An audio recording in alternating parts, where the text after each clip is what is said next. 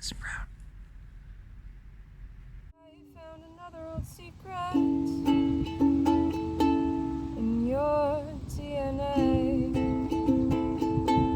in the stars from yesterday, in the flowers born 100 years from now, in the water flowing deep within my blood, in the clouds floating endlessly above. I found another old secret. I found another old secret. I found another old secret. Deep within the roots of trees, the hateful wanderings of my celiac, the soil dark and damp beneath my feet.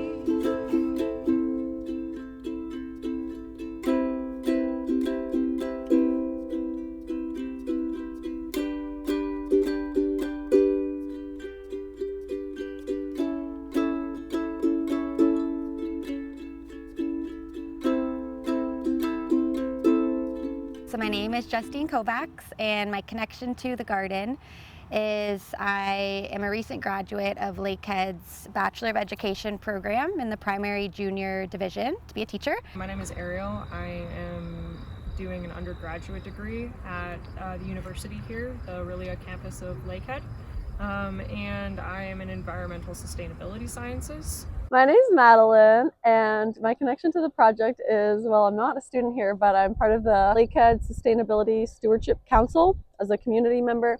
And last year I'd been coming here quite a bit to the Medicine Wheel Garden to do gardening with Indigenous initiatives and different events.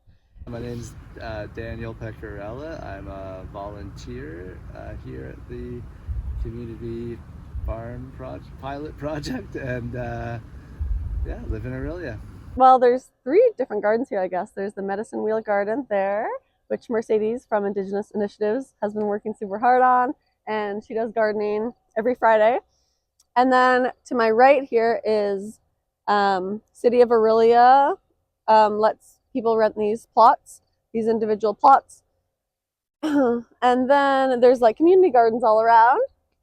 And then my partner Jacob has been a big part of starting this research garden, so I've been connected through that.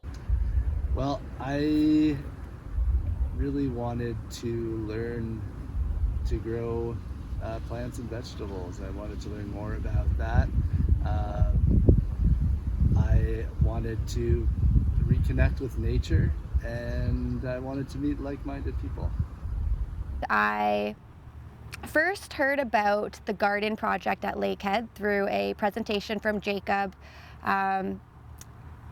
to all of the students, explaining the Lakehead Farm Club, recruiting people into the club, but also just sharing the existence of the garden and the vision to expand it, including a petition that was made. And I was super inspired by this because I feel like not a lot of schools have gardens. So I was inspired and joined the club, and when doing so, learned about the vision to not just have gardens on Lakehead campus, but to have an outreach to local schools and to develop gardens at their schools too. So I was super keen to get involved with that, and applied to do an alternative practicum for my last one. And ended up being placed with 2 educators, amazing educators, 2 sisters, Paige and Erin, at Notre Dame Public School. And they wanted to do more gardening and outdoor learning at school in addition to what they were already doing. So they welcomed me into their classes. I was in a grade 4 and 5 split class and a grade 7 class. And really my challenge was to see how our garden vision could match with the Ontario curriculum. So both classes came here to the Lakehead campus. We walked here, and at the time it was April, so we were pretty much just getting the garden ready for the spring. The garden that we're in right now, this beautiful, lush, abundant garden here, was covered in tarps at this time to prevent the growth of weeds over the time. It had been a research garden in the past, but was just the vision now was to measure out different pathways for garden beds to create what has been created here. So the students were given a map with measurements, and both classes got to come in and help measure out the very beginning pathways in this space. In the spring, there was a lot more of, you know, getting the beds, forming the beds, turning the earth, getting things ready to plant. I was quite involved in that. Plants are coming from different places, like Greg from Campus Farm in Oro gave us some plants. Aiden from Quaker Oaks in Seabright gave us plants. We have some from Bass Lake Farms in Oro. It's been very communal in a lot of ways. It's like a community experience a lot of the time. Usually there are other people here who are enjoying the nature and helping out. Yeah, so there's a whole team of people that are helping with this garden that continues to grow. Jacob has a lot of farming and gardening experience, and you and Thomas with the video skills, and Gabriel has been doing some really cool sketching and organized like a poetry reading. So it's really cool how different people can bring their passions and interests and skills and kind of share it with others.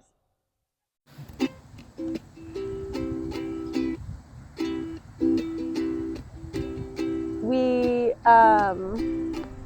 built a greenhouse recently, a little hoop house. So that was a really cool process too. So I've really felt empowered by like doing hands-on building and labor this summer. I mean, there was definitely a lot of crunch time in some ways, in some moments of the summer, where, like, for example, we had some days where we really needed to get things planted, so that took priority, you know, and then we had to build the trellis and we had to do a few other things. Yeah, there's some people that have been coming on the same day each week, every Sunday. I've been coming now, committed to Wednesdays. I've been here as much as I can, but I was traveling a bit. I have checked in occasionally. It's been actually really interesting though to see that the garden here has really taken care of itself a lot. Obviously, there's been a lot of other people working to get it and tend it to bring it to where it is now, which is a beautiful, fruitful, vital space.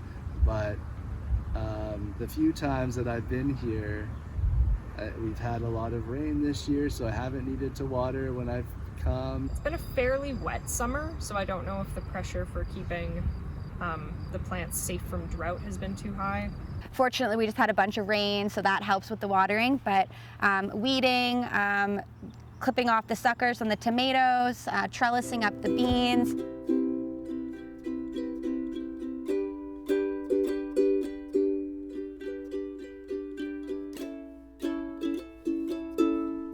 Yeah, there's some people that are really good at IDing bugs. Ariel, who's involved with the gardens, she, I think, works this summer doing research with bugs as part of her job. So she's been like our bug champion, and learning from her has been really cool. So in my studies and just my own personal interest, I do some work in regards to pathogens. This last summer, I also worked at an agricultural research station.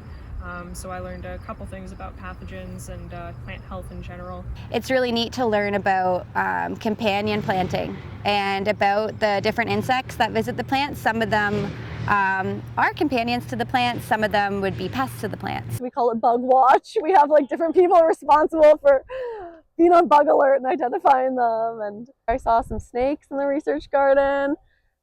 That was cool. Lots of toads and frogs. All the birds that have been coming to hang out, getting curious about who they are, their names. The highlight of my summer is we found a nest of baby bunnies in the research garden in the tomato bed. You're in the video. The coolest thing for me is just witnessing the growth of the plants. From the seed, the tiny little dots, how different the little dots look, and then watching them grow into the fruits and vegetables that we eat. Native perennial plants I'm getting pretty into, just for their environmental benefits and also like the herbal benefits. Today I noticed the zinnia flowers and having a new appreciation for what they look like. I got out my flower ID app on my phone to ID them. We're gonna do a little bit of a tour of the summer bloom that we have going on here. This is like a pretty close to perfectly ready to eat ground cherry. These are the tomatillos. Over here, I think we just have some more. These are the eggplants. We've actually got an eggplant growing here. On the other side here, we've just got like a little forest of kales. Purple kale, green kale. I believe this is goldenrod behind me. It's a good pollinator, lots of bees around. So these two zucchini plants right here, this is a row of zucchini and then some other gourds in towards the back. These two were attacked heavily by the squash vine borer, which will burrow into the plant and can cause damage like this. These here look like winter squash.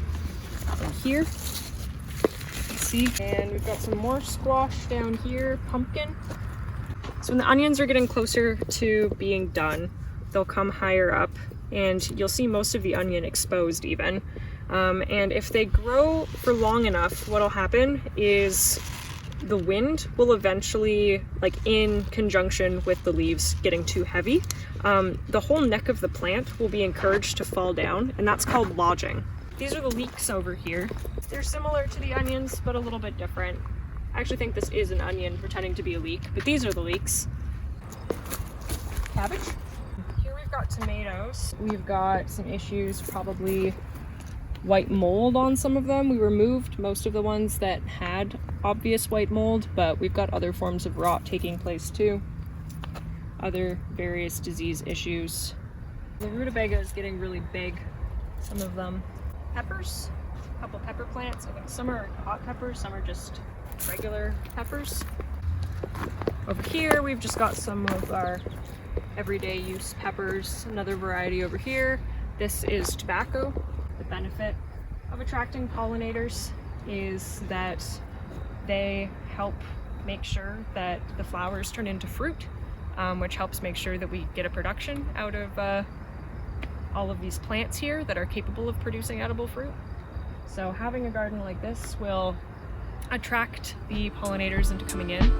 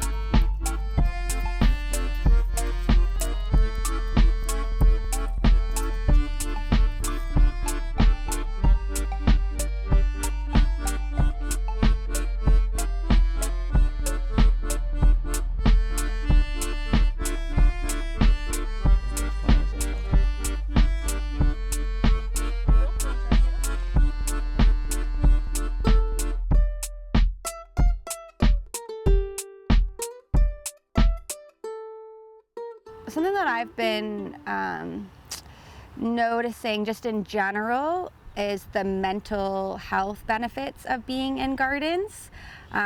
Just being outdoors in general, but feeling how calm, like when I visit this garden alone, I'm doing the weeding, I feel so peaceful, and it's really just taught me the value in being in gardens for wellness.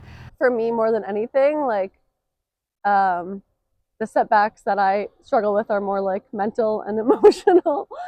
setbacks and just working through that. I think as like a younger person who does like climate activism and social justice activism, like it can just be really intense emotionally. But the garden, you know, it teaches me patience in a lot of ways because, you know, when you plant a seed, it's not like the plant is just fully in bloom the next day. Like you have to work on nature's schedule. I really wanted to come into this volunteer opportunity with the intent of being in relationship with the land and being part of the ecosystem around it and around me, and not working against it or not feeling separate from it. Well, the garden to me is like a space of resistance because we live in this capitalist colonial society that's really brutal sometimes and based on individualism and competition. And any space that just is like an alternative to the dominant society and like a space of resistance is really special. And I think the garden really is that because it's based on like learning and sharing and reciprocity and environmental sustainability. This garden and all gardens, I'd say, mean to me flourishing of life. And it's I'd say the back and forth, the reciprocity between giving to the land and tending to the land versus just taking from it. Having other people with that mindset and working together, I've never experienced that before, and that was pretty powerful. Just the effect that we can have as a group, as even a small group. It's very powerful and more meaningful than just me doing it on my own, you know, and I've really appreciated that. And I think quite honestly, that's part of the big success here.